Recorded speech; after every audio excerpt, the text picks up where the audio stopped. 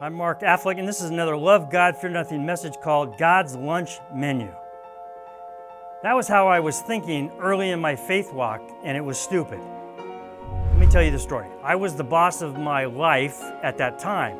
I was making every decision like it was a lunch order. Everything boiled down to a transaction. It was mechanical and sterile, and it was horrible. When fear settles in for a long stay, we commonly analyze the facts. Studying the information makes us feel better, but we would need, ideally, to hand them over to God first. In effect, back then, I was saying to God, I don't need the power that you have available for me.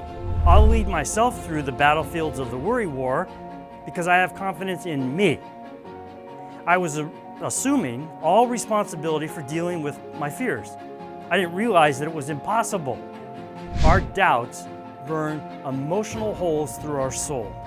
When we worry for a prolonged period, we forfeit hope for living a quiet and balanced life.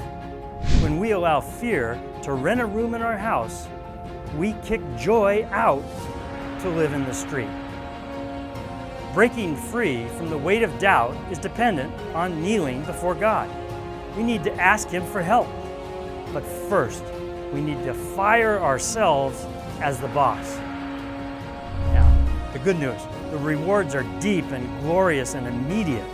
Our spiritually oriented decisions take on much more weight than a lunch order. We need to ask God to sound an alarm when we take over His job leading our life. God is our refuge and strength and ever-present help in trouble. Therefore, we will not fear, though the earth gives way and the mountains fall into the heart of the sea. Psalm 46, 1-2. How about you? What are you having for lunch today? How often are you taking over God's job and playing boss of your life? For more Love God, Fear Nothing messages, go to markaffleck.com.